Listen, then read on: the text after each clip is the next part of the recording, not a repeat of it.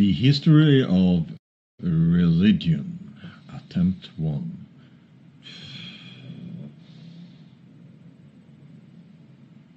First, the Roman era had many different religions and many different changes of religions. Deities changed characters and evolved with society. There were already monotheistic religions in Rome before Christianity, but not as many or influential. But societies adopt monotheistic religions by taking a polytheistic deity, and then they make that deity a monotheistic one. And in this case, it's Sol Invictus.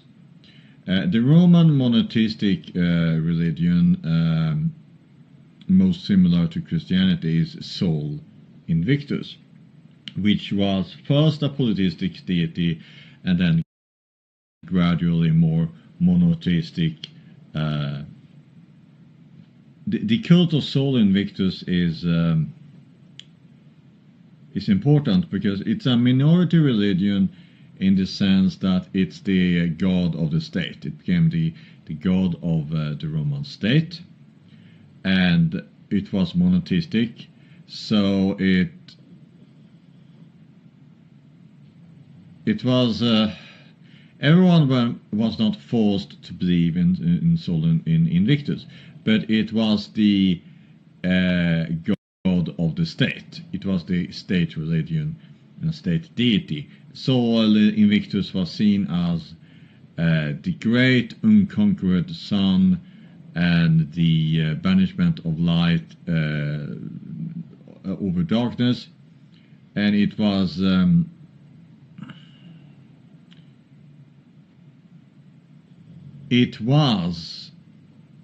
imported from Syria. But here's the thing, a really interesting thing is that this shows that monotheistic deities are polytheistic deities that are like upgraded when societies stratify. We see this where monotheism appears in societies is that it's first multiple deities only exist because there are different factions in society. All the Greek deities, they represent city-states or locations or factions in society, and they're being accepted into the pantheon, Olympian pantheon, was a political statement toward a city-state. And so it was, Zeus is the main god, is the head of all the gods, and the status of other gods respect the status of a city in the greater Greek civilization. We see this pattern in Sumeria and Babylon as well, that as states grow, the deity associated with the capital, which at the end of Roman Empire is gradually shifting to Sol Invictus, that deity first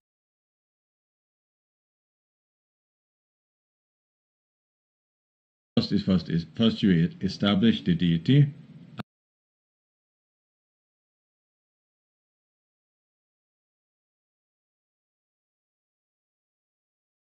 associate it with the government, with the capital set, and then you import it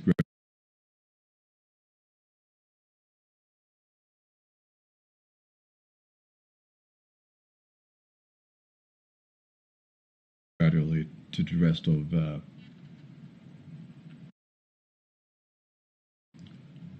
society.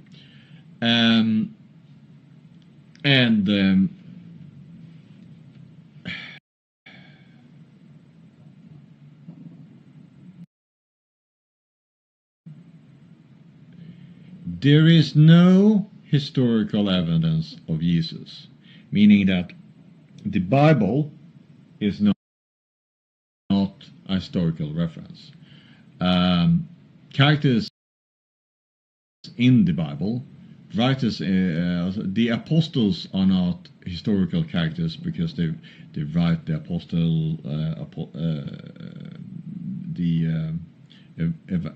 evangelists. They write the Corinth or the Roman letter or whatever.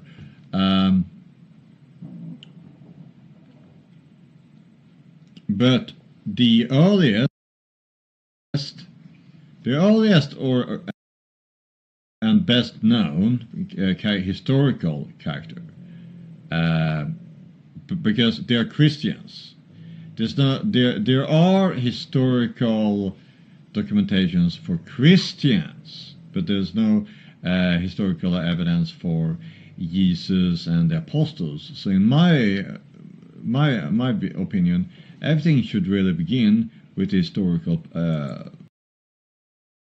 person. And that's, to me, Tertullian. Tertullian is the really only first known Christian leader.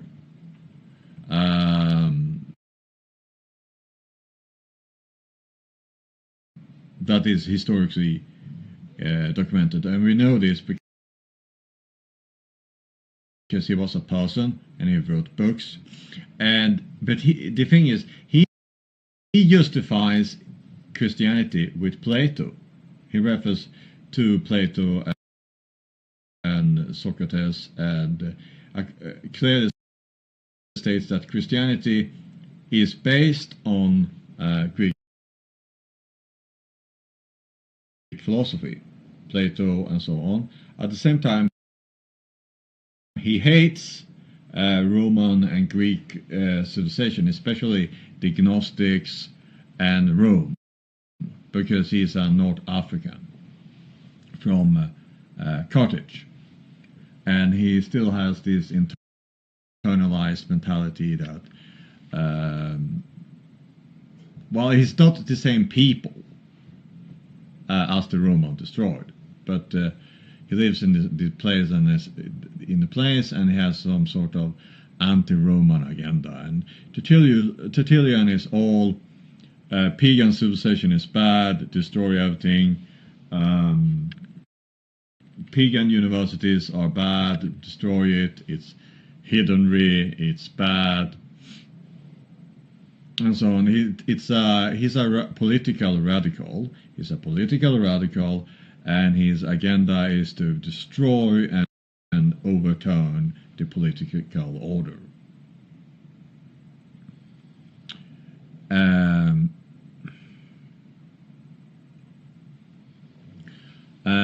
Well, he does like Plato because, and from him comes this misconception, because he created the misconception that Plato was talking about the Christian God. He invented this translation of Plato philosophy, but he liked certain part of Plato's philosophy which he could create Christianity on.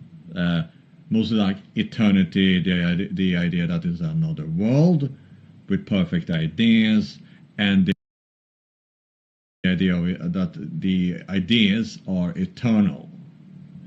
It's just that he believed that Logos was a god, and he reconstructs Plato's philosophy into monotheism.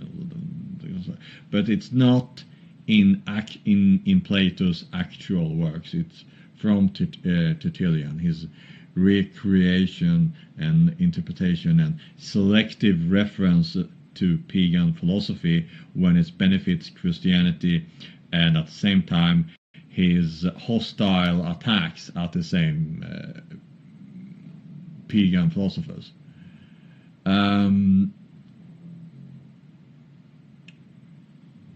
Christianity then is not what we consider today Christian. It's very different.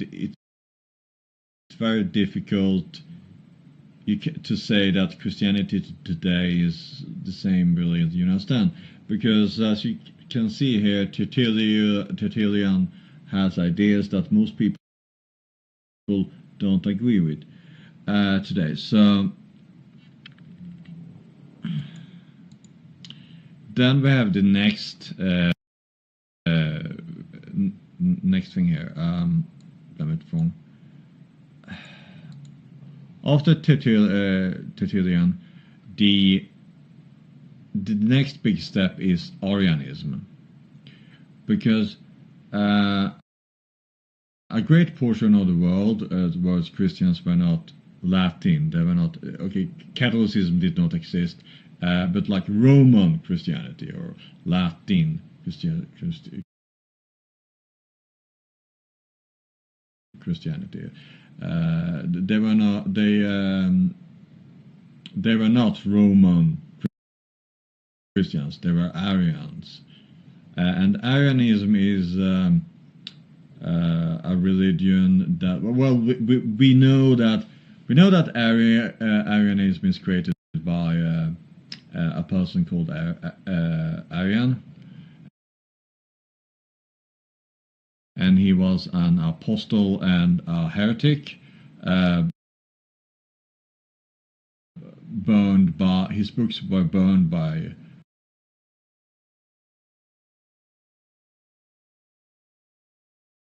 Constantine the Great, but we can't go through everything. It's just the big points there. His interpretation of Christianity is popular various different tribes, and the Franks, I said the Franks and the Germans, and also many of the Teutonic tribes, they became Arian in an unknown process, and then the Arians conquered Rome, because the barbarians that conquered Rome were actually Christians, but they were not Roman Christians, they were Arians. How they became Arian, we don't know. We just know that they were Christian, and they had books. We know today that they had books.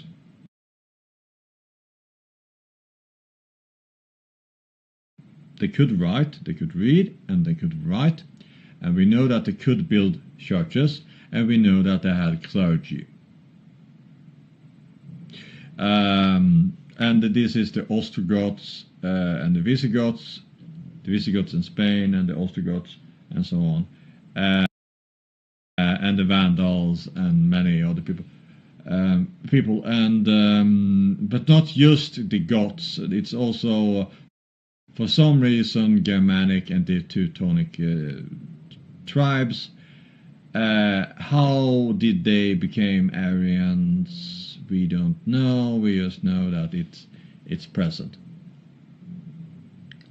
And so Italy was Arian, Spain was Arian for a while, equivalent to also the various tribes and kingdoms in the modern equivalent to France and Germany, Arian, etc. And then they were beaten back from Italy, and but not the rest of Europe. And this is important to understand Christianity here. The history of Christianity is that why did Christianity return to like Roman interpretation of Christianity? Why did Arianism fade away?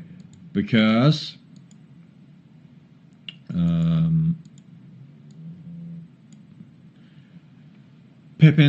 of Pippin the Short. Okay, the Arians Arians were basically mostly Germanic warlords, and some of these Christian Germanic warlords, they lived in Francia. They became the Franks. And the Germans later, but it's really Central Europe, really, including France and so on. And they were Christians, but they were polygamous. They were polygamous. They had like warlike traditions. Lots of women.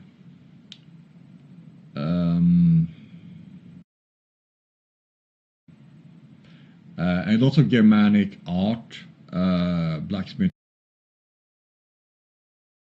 and pagan patterns in carpentry and ironwork and so on.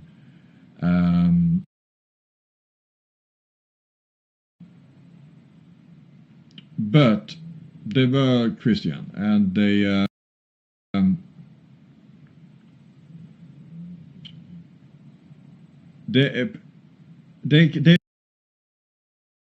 produced these small people, the Franks, which were on people from Germany that migrated into, well, the Roman provinces of France, equivalent France, and then they spread there, and the Romans had previously withdrawn, and they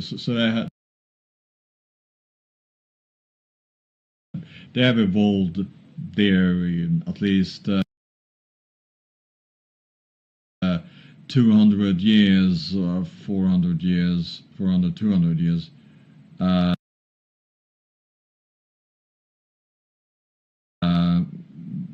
Gradually, Pepin the Short became king of the Franks.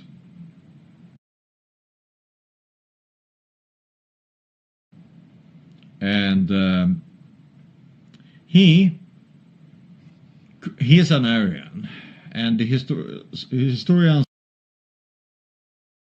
Christian historians, lie and say he converted to Catholicism for the Pope.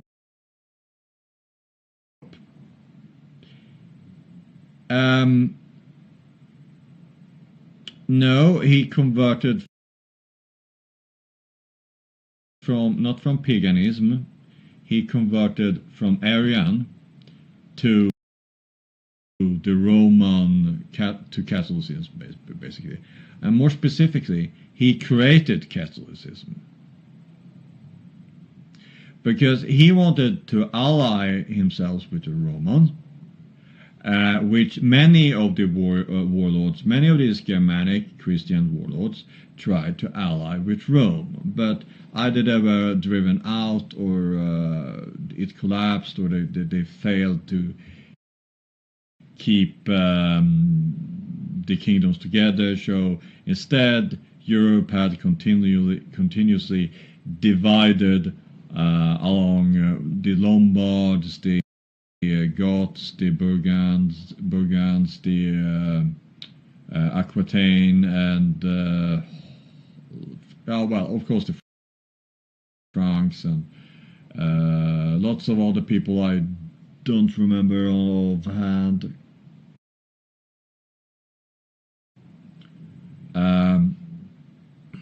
So Pepin the Short did nothing really new. He just continued the policy that other warlords tried to cooperate and like unify with the Romans. But what Pepin the Short did was that he created the Vatican.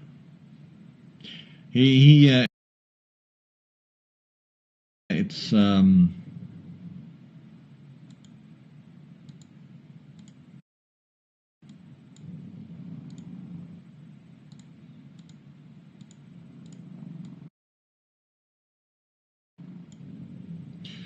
And this is so it's at the time it's really more like just it's the Christianity of Roman politics, which is a tool for Latinized Roman politics, kind of, versus Christianity as a tool for politics by everyone else. The donation of Pepin is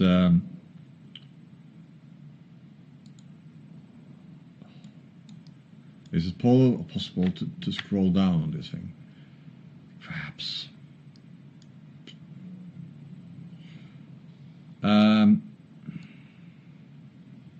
Donation of Pepin in 456 provided a legal basis for the creation of papal states, thus extending the temporal rule of popes beyond the Duchy of Rome. Well, I offer a slightly different interpretation.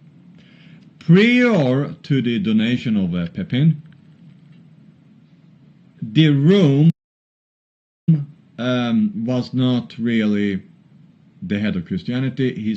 Historians say it were, but why then did the Pope live in Ravenna for a while? Ravenna, or the Pope moved around, and we also have proof that the emperor controlled the church in the same way. Well, the Eastern Greek Roman Empire, Byzantium. It was more similar to Byzantium before. Also, West Rome was basically the same in structure as Orthodox Byzantium. That's my structure. So, meaning that there was nothing really special about Rome. The Pope was just a patriarch in Rome, the same way as there are patriarchs, Christian patriarchs, in holy sites, in different holy sites. There was a patriarch in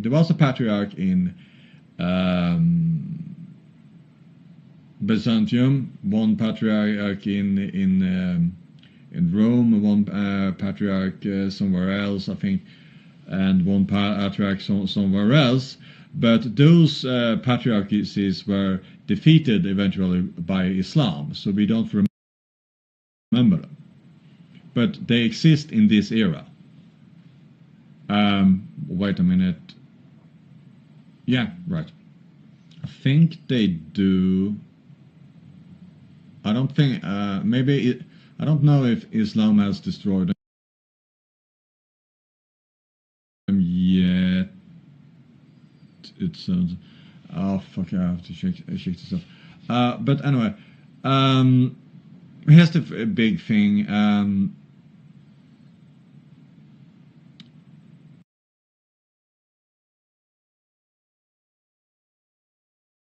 The donation of Pepin creates this notion of the Vatican as a special seat of Christianity.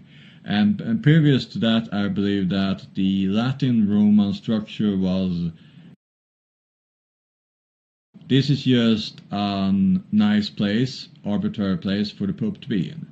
And the Pope could move around and live in other Italian cities if he liked. And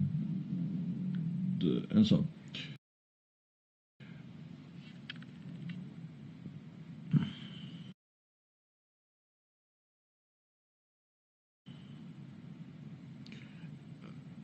Then comes Charlemagne. Charlemagne inherits the throne of the Franks, and Islam has now destroyed some of the patriarchs in the Middle East, and destroyed various kingdoms. Oh, right. Egypt was one. Egypt was one of the patriarchs. Patriarchies. And Islam is invading Europe. And here's the kicker. Islam has a strange relationship with Arianism, partially because some of the Aryan kingdoms came from the east. The Goths were fleeing into Roman territory.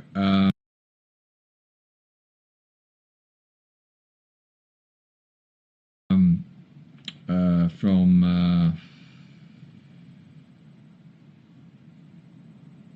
the Huns, and that changed a lot. But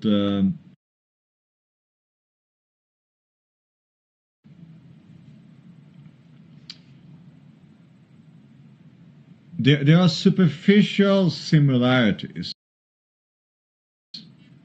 between Arianism and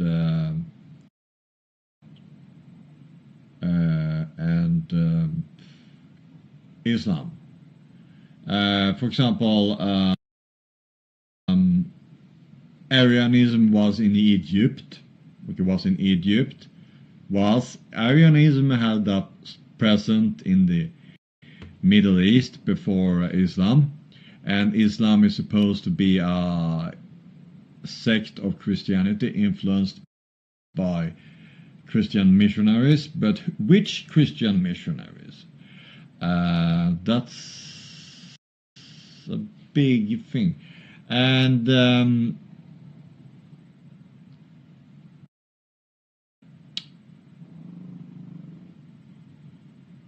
here is the even bigger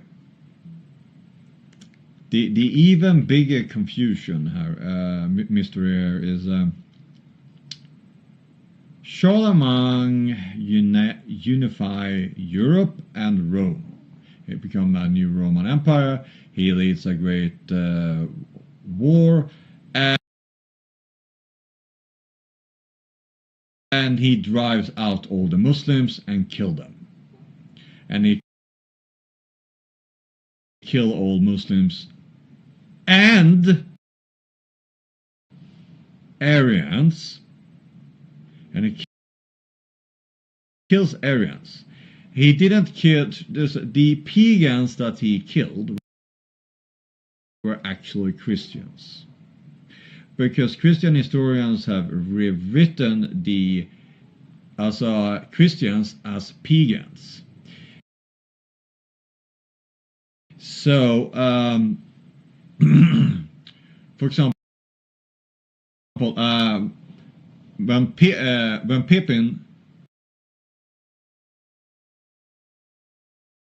actually converted from Arianism to Catholicism, early Catholicism, he was rewritten as converting from heathenry,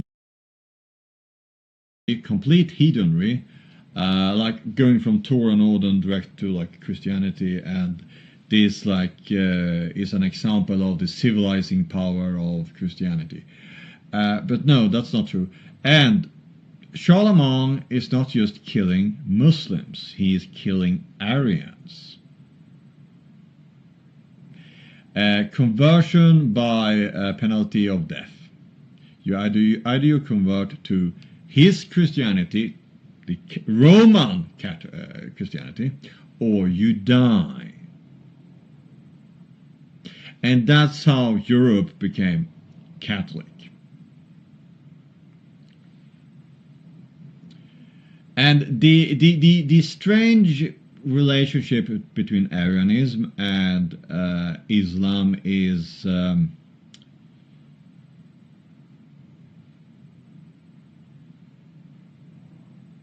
they exist at the same time, And the whole thing with the Arians is that Arians do not believe in Trinity. Do not believe in Trinity. The Arian conception of Jesus is that Jesus is basically a prophet. It's very similar to a prophet. He is not the so much the Son of God or something. He's just like the conduit, or he's not God.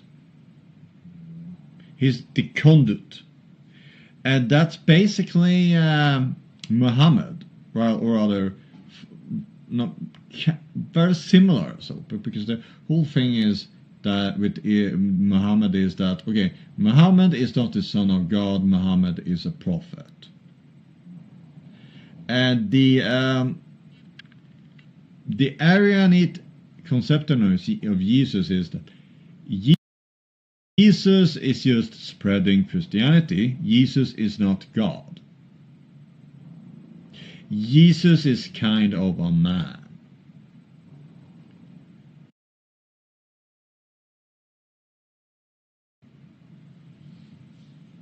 And then you have other things like the Arianites slavery, did slavery, polygamy, and they were kind of like migratory. Well, some of them, but it is not strong evidence. But I believe there is some sort of connection if things are similar, but I don't know what the connection is. Nobody knows.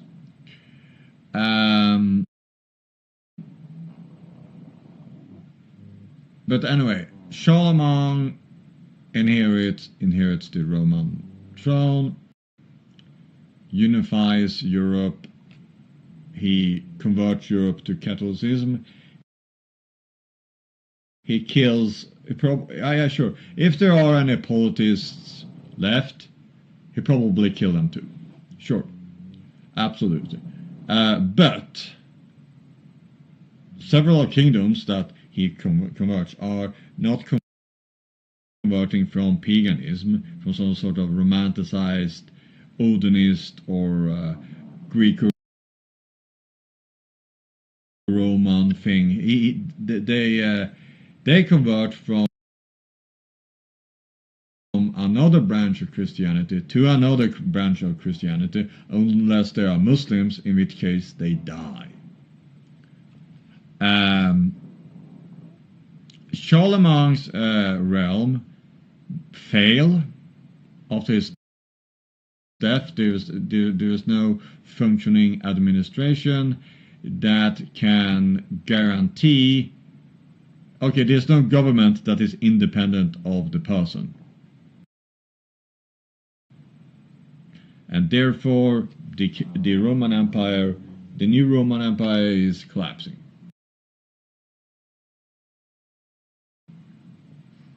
And divided into the kingdoms, Germanic kingdoms that were before, and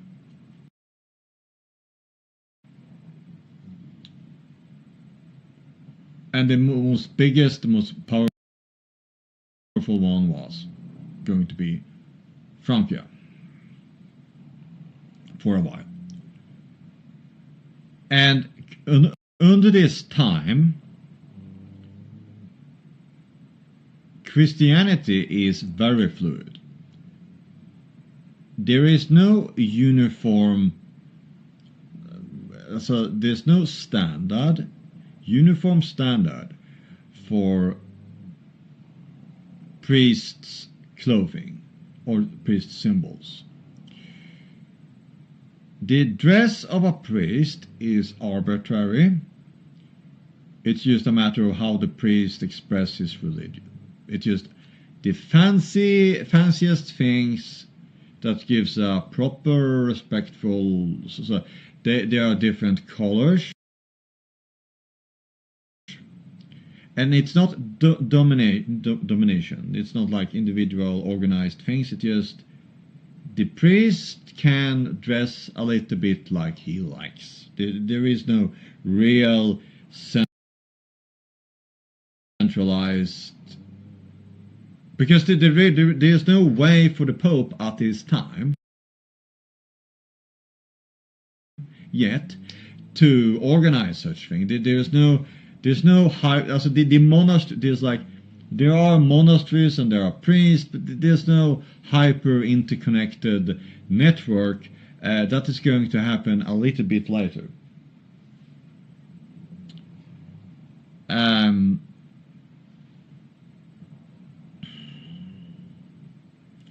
So priests and bishops and monks have a relative freedom for some time how to interpret and twist Christianity, and then there's like a few big things that the Pope, of course, enforce, but then we have the golden era, really, of the Middle Ages. Because also we are still in the Dark Ages.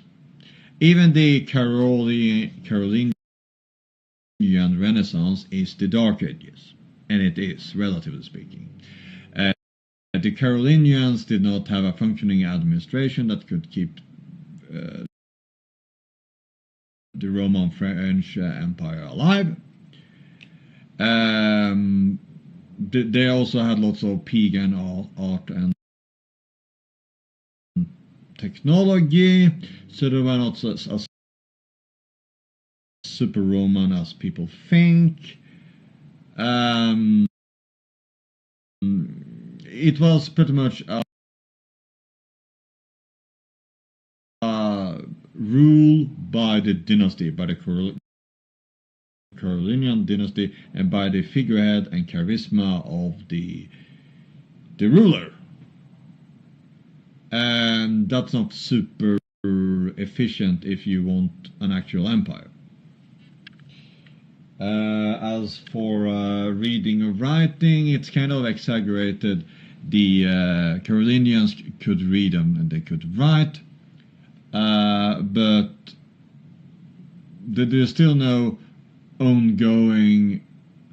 There's no solid trade. There's no solid trade, or like there's no self-growing society yet, but it is growing. Because when the Muslims are kicked out, basically, when the Muslims are kicked out of Europe, this slowly creates stability.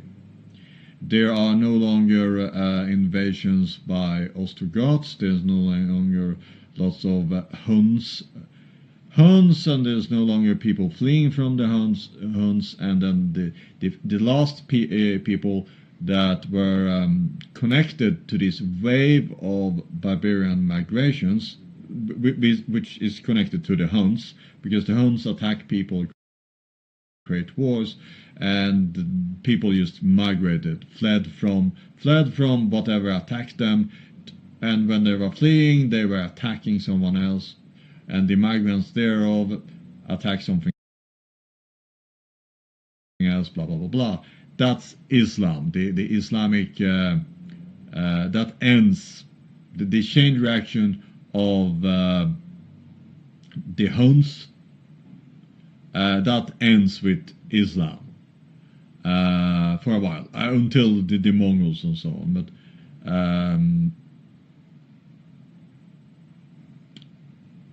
But then there is peace. Okay, there's peace in Europe, economy, and the stability slowly. And around 1000, the year 1000, Christianity is more civilized than before, and it's like more organized, and it's like more people want a little bit peace, more money, and there are more cities growing again. Trade is slowly returning. People do other things than constant war. Nobles organize the farms.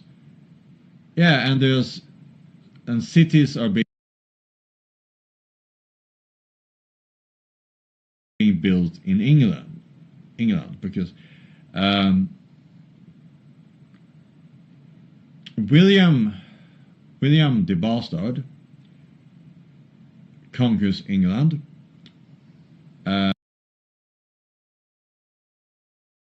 He is conquers England, and this is important because he, as part of his oppression, he builds lots of castles. And he improves the world's... he was a Norman, and the Normans improved the castle and stonemason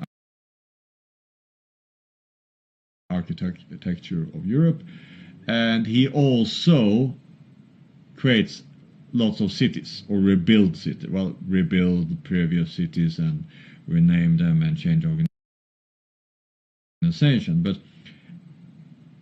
these new cities, they grow. So there's a medieval urbanization, and a few hundred years later, the medieval urbanization spreads all over Europe.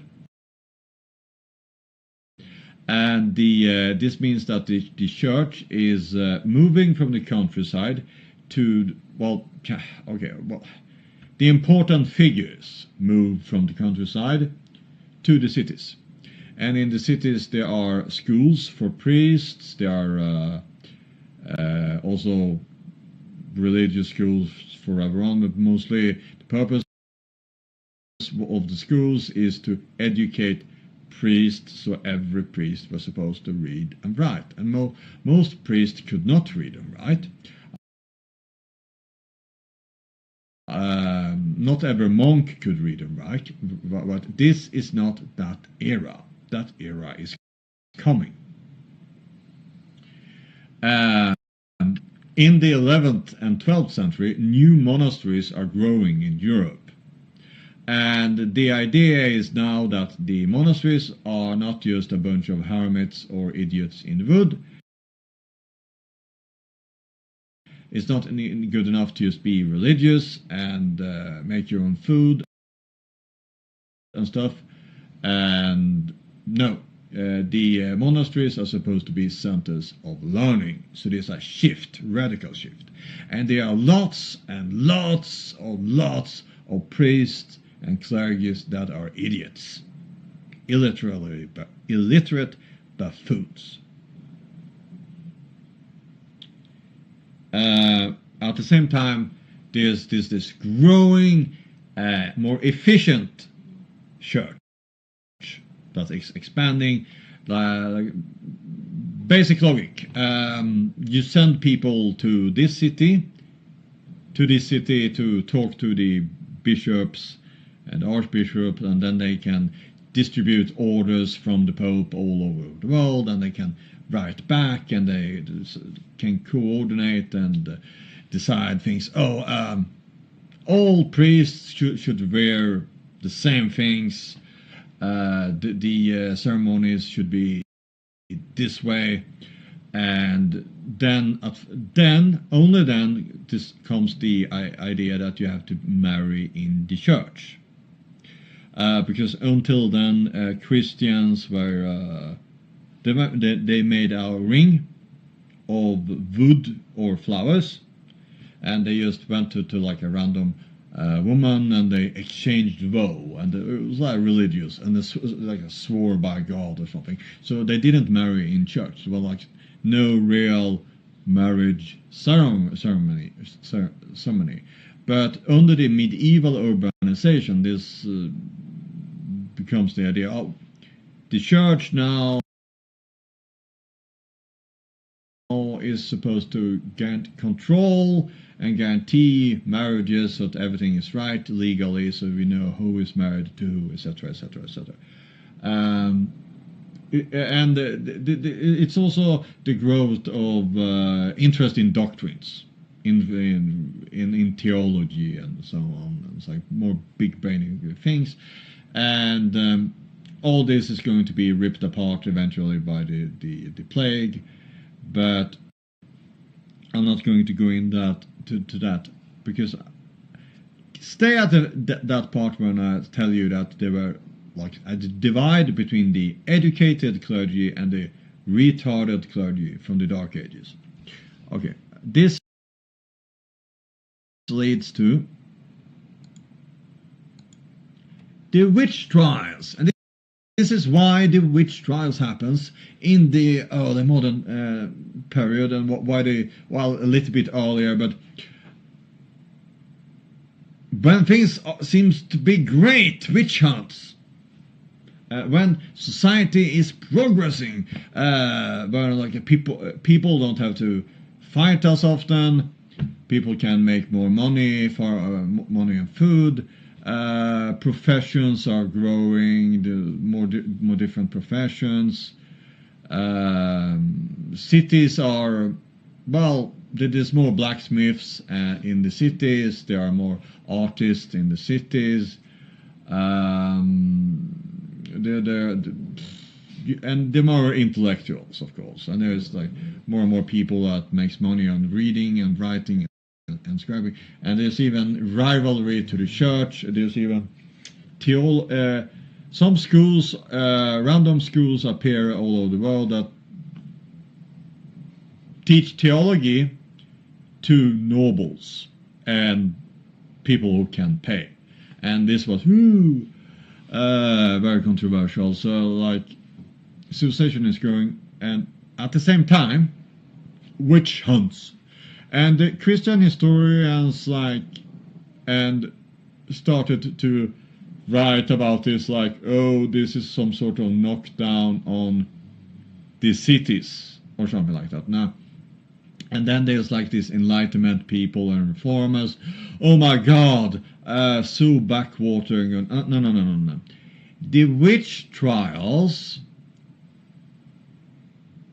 The people are killing the ignorant priests. It's the witch trials are about the urbanization. It's about the priests and the clergy that are educated in the cities, who are walking around, and they accuse Christians of being pagans and heathens. And the Christians they want to get rid of are the old country priests and clergy, because that were not on board with these read paper, know things, that whole fucking shit. So there is this shift that the church should be or rather, well, the monasteries really, a center of learning. And this is why the witch hunts happen, and why there really is there actually are no witch hunts in the Dark Ages. And all this witchcraft is actually Christian folklore. There's also like the earlier monks, Dark Age monks and so on. They were more like pagan priests, like in the sense, because all of this witchcraft was based on herbs, herbal medicine. No. So the monks were keeping pagan druid shit alive. The monks that was saying, oh, I'm going to gather all the herbs, make herbal medicine, and they knew all that shit. And but reading and writing and like big brain things, nah, not so much. And what else is there? Well, astrology, star signs, People were on board with all that shit. Like that's nobles, priests, things, and nobody really cared about like stars, signs, or pagan symbols or so. Like so, the Christians and the people were like on board with all that shit. There's like as a and these random things is like art, medieval art and herbalism, so then has then been taken and reconstructed. So, oh my God, some Illuminati secret. No, it was just like normal shit people were doing. There's nothing specific pagan about it, and it's like it's a misunderstanding because paganism is a modern reconstruction. So, but much of it has to do with the witch trials because it's the medieval urbanization. Things have become more efficient, and people want to get rid of those old people that were not like on board with this new shit. And yeah, sure, there were occasional women and sages and that knew that were not priest or clergy or so, but the whole thing is really directed towards the countryside. Like it's an attempt to get control of how people are thinking in the countryside. And if you want more evidence, it's very simple. Where does pagan come from? Yeah, because pagan and witch come from heretics. The words are all the same, are all interconnected. Pagan could be a Christian you don't agree with. It could be a countryside. Pagan means farmer or countryside because those ignorant farmers, countryside, they're still heathens and so on, and at the same time lots of those farmers and so on were Christians that were accused of heathenry or atheism, so you could get rid of them or burn them.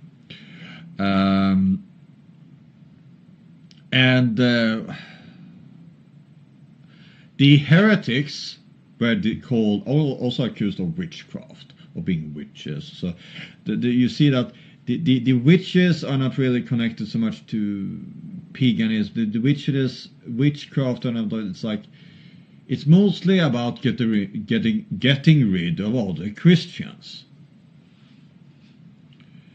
A behavior which goes on to the modern day, and then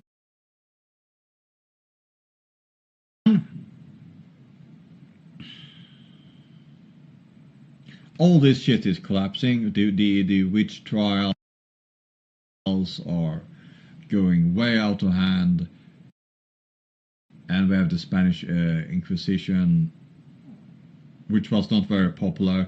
And here's some things to understand: is that the Spanish Inquisition is not really a church thing. It's and many of these witch trials are not really run by the church. They are run by secular authorities for political agendas. The Spanish Inquisition was by the king. They went around and arrest people, and the priest were saying that it was okay. And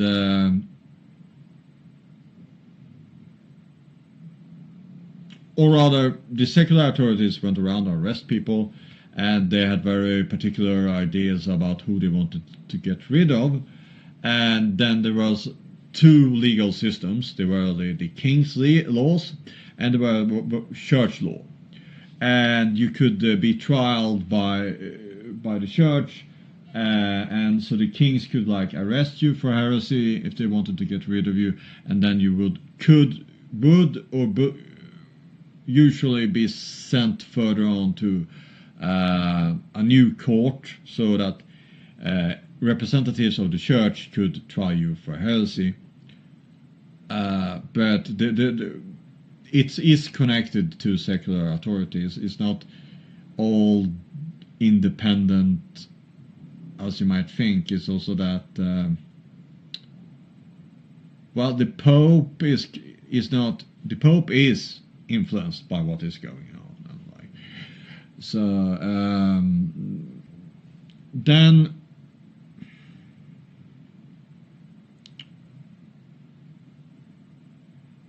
Christianity is Christianity becomes tired of religious wars, and that is because of the Protestant Reformation. We have the Protestant Reformation and other things, but in particularly I would like to begin a little bit earlier than the Protestant Reformation.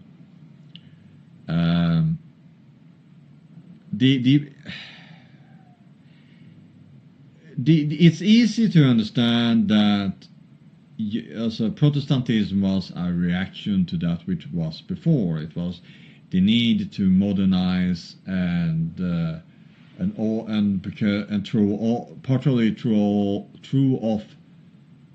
throw away and oppose France. Because, well, Christianity was basically interpreted by French interest at the time.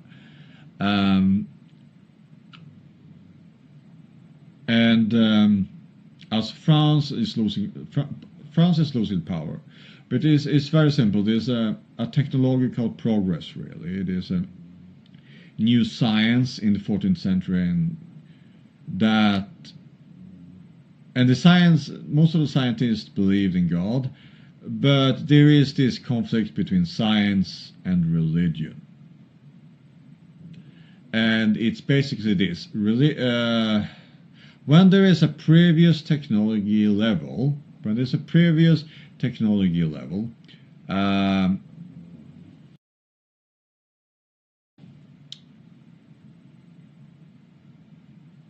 people in power wants to preserve the technology and do the same thing over and over again.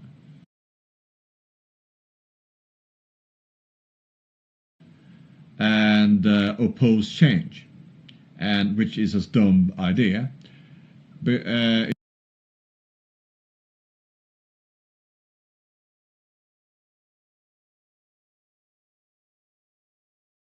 it's driven by also poor people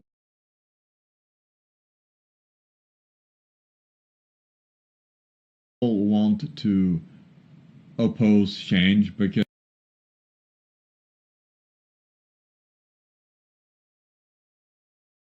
they don't want new jobs, and clergy leaders and so on don't want to lose power. But society has to progress and use new technology. And what happens is that when you have new technology, there are people that want to work with this technology to make a living.